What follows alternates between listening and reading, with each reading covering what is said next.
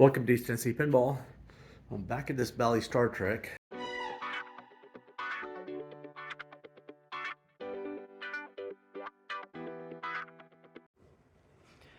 So I'm cleaning up this Star Trek game, and you can tell looking at the game that there's Mylar in places, in the normal places, right along in here. You can see the shadow of the Mylar.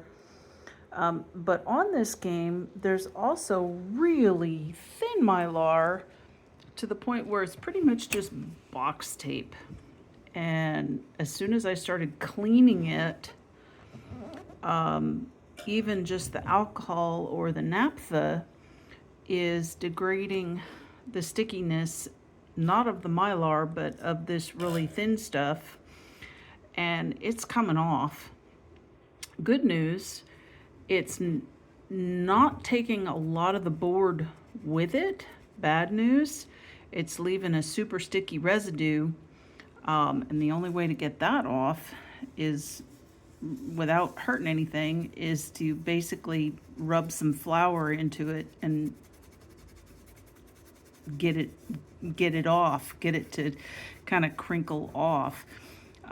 Bad news about that is that as soon as you start rubbing a little alcohol and flour into the sticky parts, more of the box tape comes off. So you're in this bad situation where you've got part tape, part not tape, ugly borders. We're still trying to figure this out. Everywhere that I've cleaned, where there's good old-fashioned thick Mylar, it's coming out pretty well. Even the places where somebody had the box tape on top of the Mylar, it's doing okay. But down here, they had put a sheet of box tape, a little thing here. That's lifting up pretty well, and I've just taken the flour and rubbed it in and gotten the sticky residue off, and I'll be able to touch this up and get it looking good again. But that's where we stand on Star Trek. I cleaned the playfield. It's looking a whole lot better. Now you can tell where the bowl runs are. You can tell where the Mylar and the box tape is. So this is going to be, here's a nice line where there was no protection on the board whatsoever. So obviously somebody, obviously it kind of worked. But yeah, I'm going to need to touch some of that up here. That's a lot of bare wood spots on this game. Let's get that protected so that we can just keep playing and playing and playing. It's been a little while, and meanwhile, got the new lamp board in because we're going to LED it. The client wanted to go ahead and he had some problems with his soundboard. He wanted to go ahead and get a new one, put a new one in there. Sounds great. So Jane started cleaning this thing. I don't know if y'all remember, but it had Mylar pretty much on the entire thing. There was a gap on the Mylar right here. It was put down in big pieces. Like there was a big piece there, and then there was a big piece there, and there was little pieces here. Almost the entire thing was covered, but piecemeal. But once you started cleaning it, it started frying up on the edges everywhere. So it was super thin Mylar. So pretty much just kind of had to take it off. So I've been taking it off. I've been using this electronic dusting spray. It's pretty much like the other spray I was using before. You just have to hold this one upside down so it comes out as a pure liquid. It's a lot cheaper buying like this. A can like this, like $3.50. If you buy the free spray, it's 10 times that much almost. But anyway, it's coming off really well. So it's hard to see. That's an area where it's come up. That's just kind of the sticky residue, the glossy left. And there's multiple layers of Mylar. Like there is still like a factory Mylar on top in front of that slingshot there. And then that square is another, that's just the other piece of Mylar that was on top of that is gone, but it's just a sticky residue. You can see that. So, and same here. So that above it is gone. The glossy is the sticky residue that's remaining, and the bottom is the Mylar that has not come off yet. So the only problem with doing this on this particular game is you're pulling it back and it rips into pieces about that big around. So you just like kind of tedious. You can't just get it all in one big thing. So got all this over here mostly gone. The top's mostly done. And Jane's mostly done the top, and she's mostly got all the residue left gone.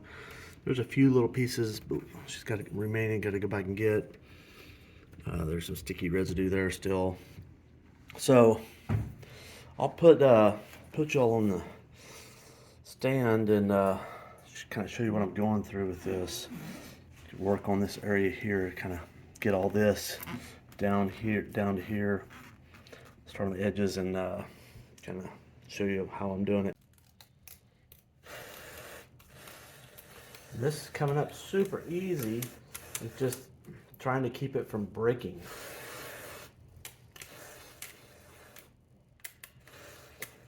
Trying to keep my swath as wide as possible.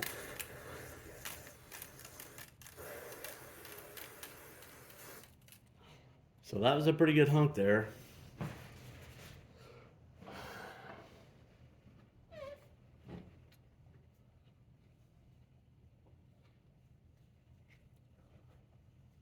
Now I just have to get another edge started and just keep going at it.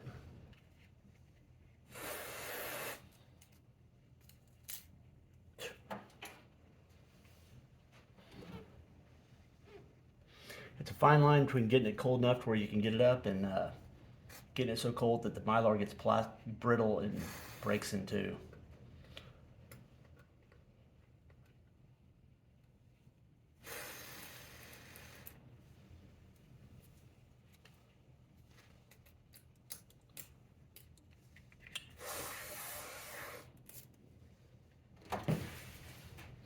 So anyway, this is kind of what I'm going through, and you see it's pretty tedious, but it is coming up pretty well. And then after this, got to go back and get all the residue off. So you put down some flour and some alcohol and scrub it and get all the gooey, messy, nasty glue off of there. So it's quite a process. So it's a couple hours later. Got all the Mylar up, and Jane is getting all the goo adhesive off there. So it's just flour and some alcohol, and just try to get all the tacky goo globbed up into almost like little boogers with the flour, and then you can get it off the play field. So just more tedium, not much fun, but it works. It gets it off. Ultimately, this thing is going to look pretty nice. I mean, in result of getting that Mylar off there, I wasn't really expecting to take it off, but it was kind of peeling up. So, but the end result is it's going to look a lot nicer than having it still on there. So, a lot more work, but it will look nice. Okay, okay. So it's a couple days later, and Jane's finished all the touch-ups and put on some clear, and this thing is looking way better. I don't know if you remember that part there was all bare wood right there. If you get the light just right, you can certainly see it. Yeah. You see that you see the texture. I mean, it's slightly, well, actually with your finger, you don't really feel it because it the clear kind of like smoothed out, leveled it somewhat. Anyway, you can feel the insert, but you can't feel the divot from where the paint was missing. But I mean, get out of the light, I mean, that red is perfect. So anyway, this came out pretty good today. So today I'm gonna put everything back together. First thing, but before I put it together, I'm gonna swap out these old stand-up targets. They're nothing wrong with them except they're 45 years old. They're yellowed. Same with the drop targets. They're yellowed and the blue paint's all faded off. So it's just easier to do these, especially that one there. If we put a pop bumper in front of, because I'm not going to take them off. I'm going to replace them there in place. Already got that replaced, and once I get, Yeah, I gotta, now that we're done cleaning the game, and actually, I still need to wax this before I do anything, because yesterday she did the clear coat. I let that sit overnight, so it's got to be waxed. So before I get too far along, before I start populating things, I gotta give it a good wax. So I'll leave the bulbs in until after it's waxed. It's always good to leave the bulbs in the game when you're cleaning and waxing and everything, because it keeps from getting stuff down into the sockets. Just so that half these bulbs don't work. They're burnt out. This one's getting LED'd anyway, so those all go in the trash. But first, I'm going to start, like I said, with fixing all these stand-ups, or replacing them, I should say. So I've showed this before. I just came in from the back side. I've got my other hand obviously holding it, and I just drill out the back side of that rivet right there. So this one's partially drilled out. That one I'm already drilled it out. And just get that out, and then I just pop rivet a new one in there. That way you don't even have to take these things off. So it's pretty quick and pretty easy, and these are only $1.50 a piece or something like that. So whole process, it makes a big difference. The green ones, the red ones, the actual yellow ones, it's not as important to do those because they still look pretty good. But the white ones, they turn cream colored. This one's not actually cleaned. It could look a little bit better if it was clean, but we didn't bother cleaning it because we're going to throw it away. So anyway, so here's the whole sequence. You got your pop rivet there, and I use these 8 by 3/8 inch. I got these at Harbor Freight. Nothing special about them, but the eighth inch is the right hole. You want a fairly short shank because you don't have to go very thick. Put that through. Put the washer on the other side. You got to drop it about 3 times before you actually get it on there. I'm doing this one-handed. I'm gonna have to use 2 hands. So I got that washer on there, and again, I'm gonna have to use 2 hands because when I crimp this thing or pop it, whatever, I want to hold that washer up close so when it smashes down, I get a good crimp on the back side. So I got that on there. I crimped. The crimp was actually a little bit long. Sometimes they're longer than others. They're not always exactly the same. So I actually trimmed the end of that crimp with some side cutters, which actually flared it, which even makes the crimp even stronger. Another thing to keep track of, there's a little nub right there and one on the other side that should be centered around basically the switchblade, which is the support for this. So, but anyway, you can see the difference. I mean, it just really brightens it up. It makes everything look fresh, making them look like this instead of like this nonsense. Okay, I got all the drop targets done. They look way better. Next thing I'm gonna do is, I'm sorry, I did the stand-up targets. Next thing I'm gonna do is drop targets. But before I do that, I'm gonna start flattening these plastics. Jane's already cleaned them, but you see how wavy they look. And you know, it's okay, but you can see it, especially when you get the shine. You'll see the divots with the light shining on it, depending on what kind of lighting you've got, and sometimes from the light underneath. And it's pretty easy to flatten these things. They're all, some of the smaller ones will just be cupped. Yeah, that one's cupped pretty bad. So I'm going to take all these. I'll pick them up, take them into the room. So I've got a toaster oven here. I've got it preheated 200 degrees. I'm going to set it for 20 minutes. That's usually a pretty good time. Then I walk away from it and I just let it cool down with them in there.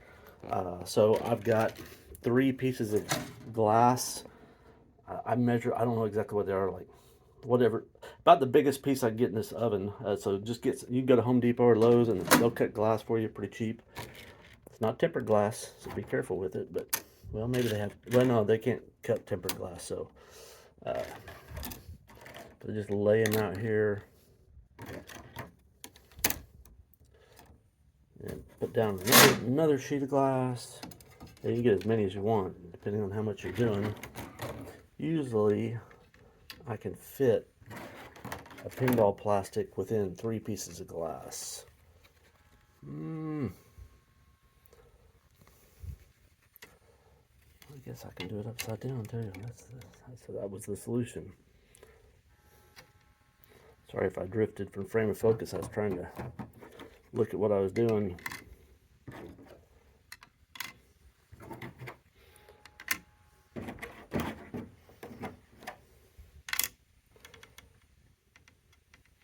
Now I'll put another glass. Then we'll stick that in the oven. Ah, geez, it's gonna hit.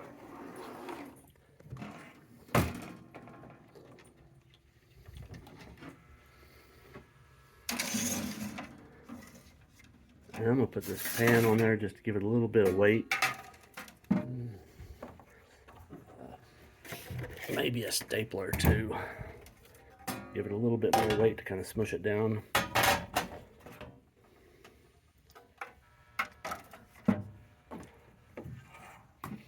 I know there's a couple plastic parts in that stapler, but it's only 200 degrees. It should be okay. Maybe not, but anyway, we're doing it. So that'll run for another, well, let me turn it back up to 20. And we'll let it go. We'll come check it out after it. It'll be I don't know, 45 minutes or an hour. I'll come check it, but it'll turn off after 20 minutes. So this is the back side of the drop target assembly. I took out 4 of these screws. 1, 2, and 3, 4, and then this plate comes off. Look at all the old wax and gunk and everything else. So basically, you can pull that whole thing out, and basically one at a time, pull off those cotter pins, C-clips, whatever you want to call them, and then the bottom, that whole shaft, the shaft will come out, the pin will come out. You pull it down. I always pull them down, that way you come up, you put that clip back on, you see what you're doing, and you can slide the drop target off this metal piece here, and then you got it loose and just pull it out from the bottom of the playfield, put it on the new spring, the new one on the new spring, reverse the procedure, and that's the way you do it. So, and I always clean everything up once I got it. So this rod here, a lot of times this one's not oiled. A lot of times people oil and grease them. This really shouldn't be, but a lot of times they are. And also you'll see it on the back side of this one again is dry, which is good, because when people oil them, oftentimes it's WD-40, you know, so it just gunks up. So I got all those out. I just was thinking that white powder, that's flour from when Jane was cleaning the playfield. I was like, man, that's a ton of wax buildup. I've never seen it that bad, but yeah, that's flour. So it just caught on there. So that explains that. So I'm gonna clean this up a little bit. Yeah, big old flour, and that's one of those little boogers from flour and the goo on the playfield. So yeah. Anyway, I'm gonna clean this up with some alcohol and put it back together. Okay, there's the first one back in, and basically what I started by putting the spring on there. The spring had fallen off, then I put the spring on here, slide this metal shaft inside the drop target, put the pin up to the bottom, and then put on the clip. And to get put the clip on, I always just get a pair of needle nose and just squeeze it on using the shaft itself, the pin itself as a backer plate, kind of to squeeze it. And pop them on and start at the bottom, work your way up. That way you have access to put your screwdriver in here and get that pin on, the clip on. So we got all the drop targets in. I went ahead and pushed them up. And before you put this plate on the back, don't forget to put this thing back in there, the plunger, or you'll get to take that backer plate off again. Trust me on that. There's the new drop targets. And they look so much better. It makes the paint in front of it looks nicer and shinier. I mean, it just brings, it spreads out, you know. I'm gonna go check on these plastics, see if they're done.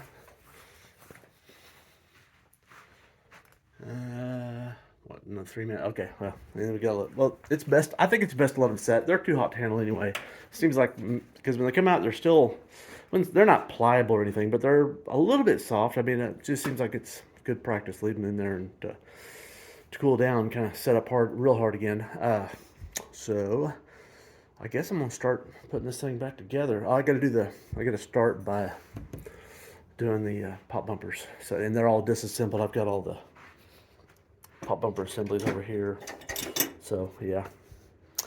Actually, I've got to clean some of this stuff too. So I'll get after that. Well, it's been, I don't know, another 30 minutes or so. I went ahead and opened the door so this would cool even faster. It's still warm, but it's not burning me or anything.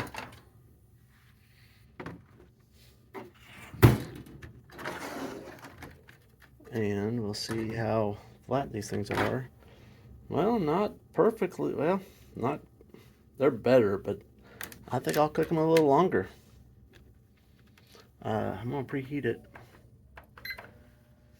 I think it's really good to preheat these things because you don't want to get them too hot and melting them, because I've actually done that because another way to do this is with a heat gun between two pieces of glass. You can do it really fast, but if you go too long, it'll stick to the glass and you'll trash them. This takes longer, but it's safe. So I like doing it like this. And the 200 degrees in 20 minutes is a pretty conservative, safe. In fact, it's probably not quite enough. Sometimes I'll do it twice. Sometimes I'll turn it up to 210.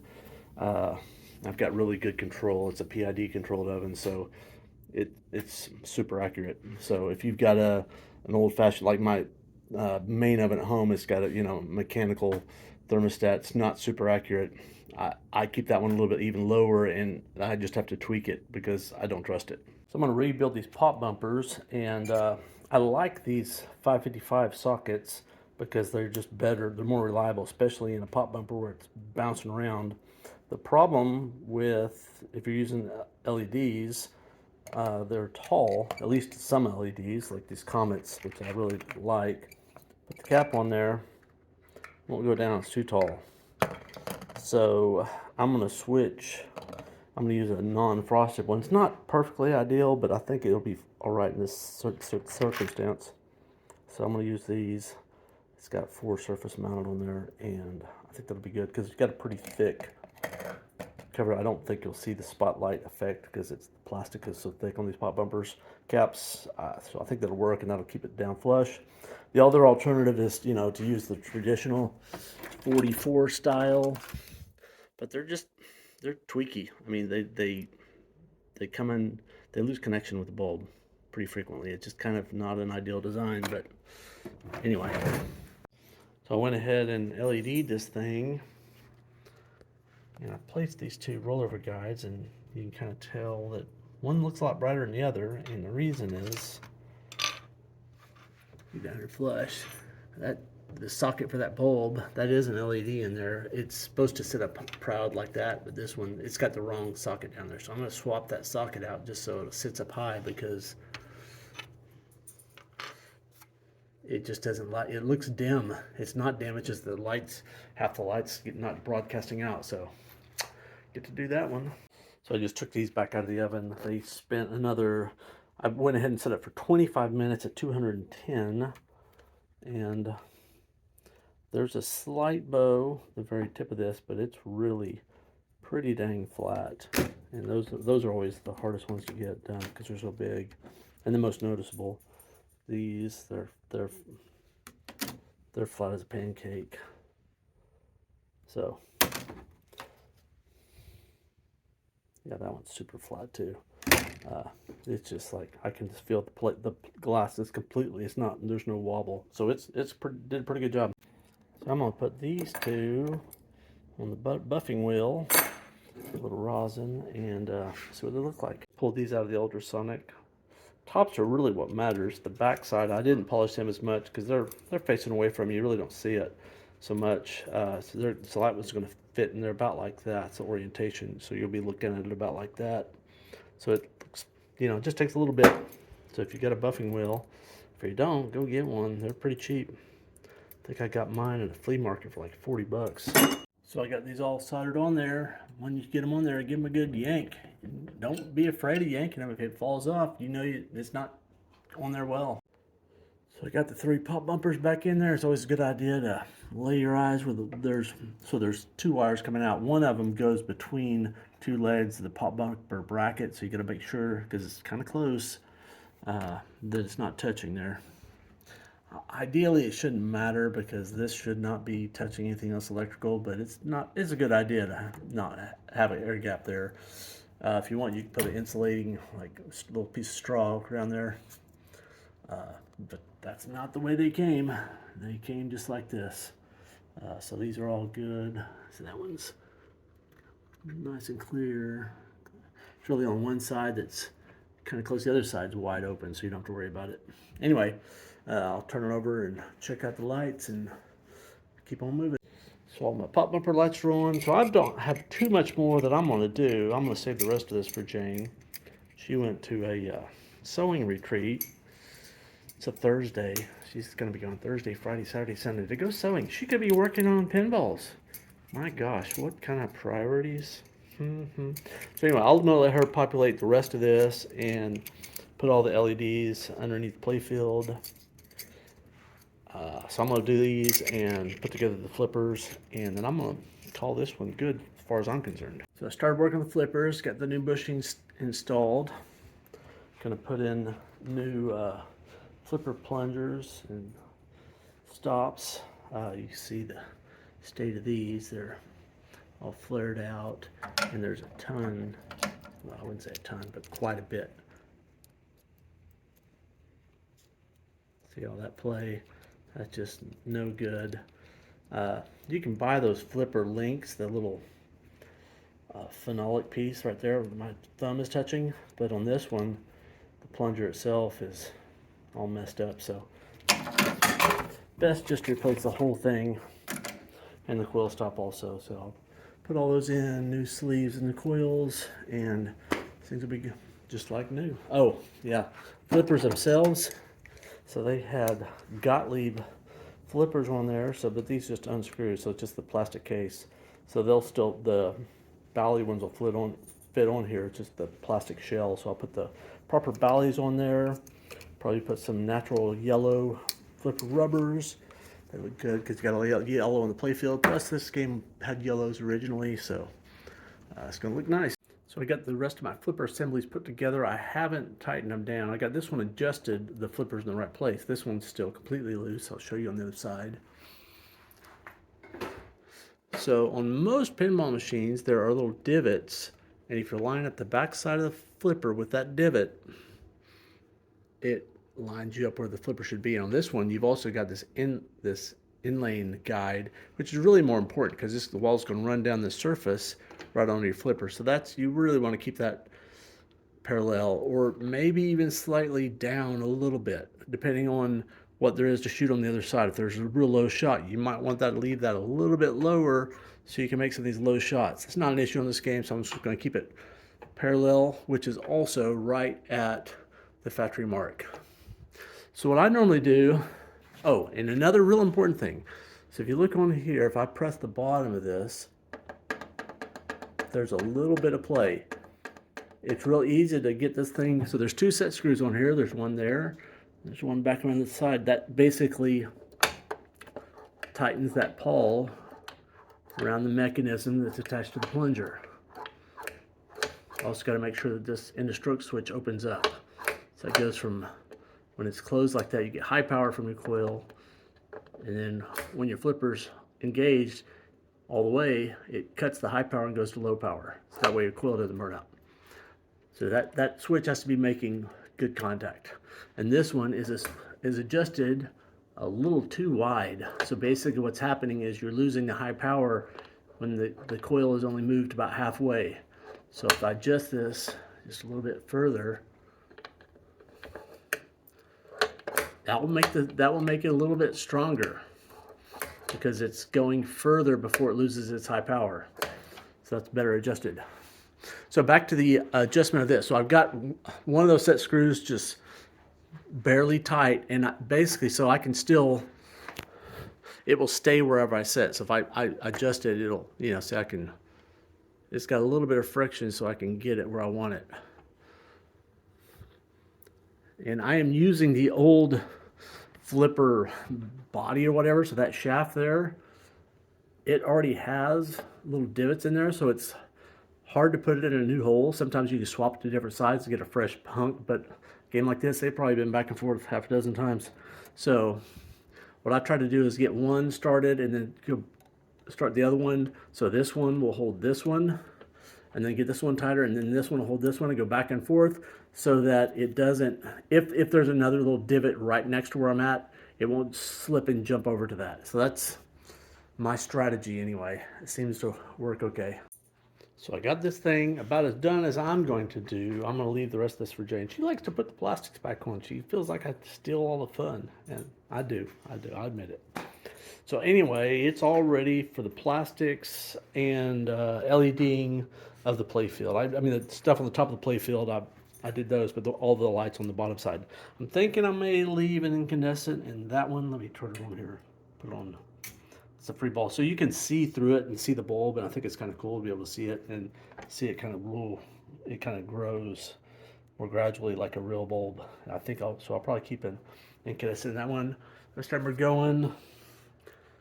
I've got 2 of the displays I plugged. If you look at them, they're just a ton of burn on these bottom 2, so I'm gonna swap them out for some that I've already fixed up.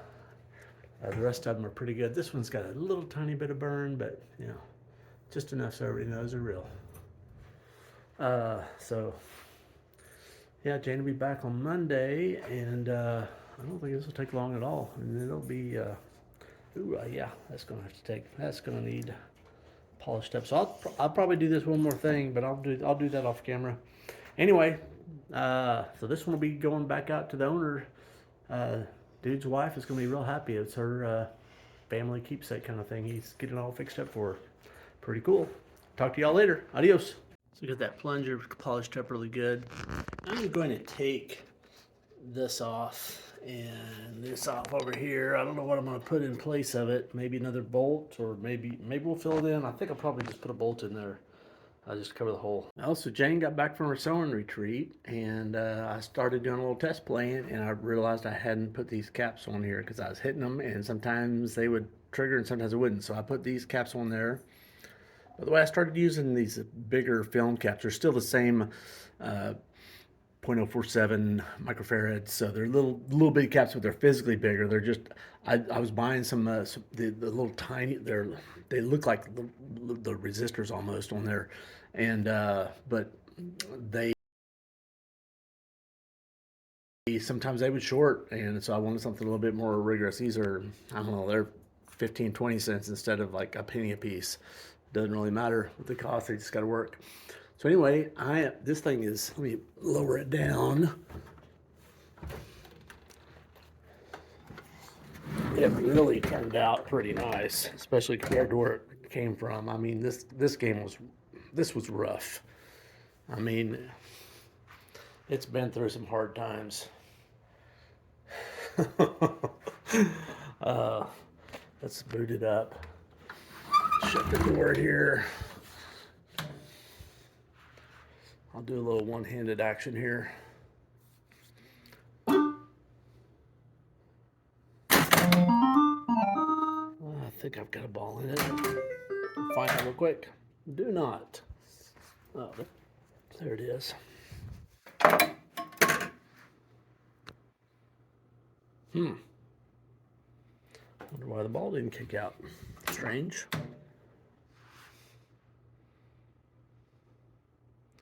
We'll have to play at least one ball, see if it...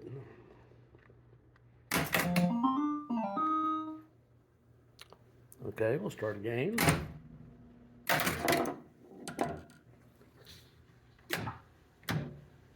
I almost thought I heard a solenoid lock on there.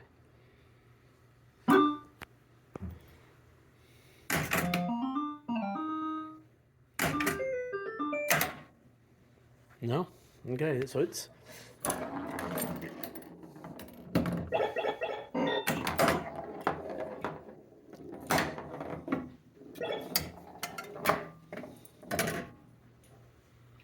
So, now there's problem number one.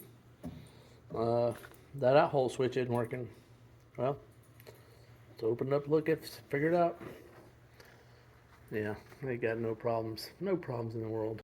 So I've got the game running. Here's that out-hole switch. So I'm gonna just pull this with my finger. You can see the 2 contacts there. Well, that's not gonna do it. It's touching there. So I'm gonna burnish those a little bit. When I say burnish it, I'm just gonna get basically polishing it with a piece of metal. So here's my tool to burnish with. It's really just it looks like and it feels like smooth metal, but it has like very, very fine abrasives on it. You can't feel it at all, but I'm gonna just polish the contacts there, and I think that'll take care of it. So I just noticed some of this graffiti here. Got it's like, I read it earlier, Bobby Eckel, high score. Let's see if I can get this to focus in.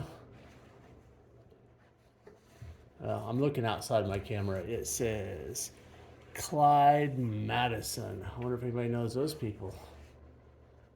Huh. Anyway, just doing the last little touch, cleaning up the tops, and it's ready to go. Just put the coin lock on here, and good to go.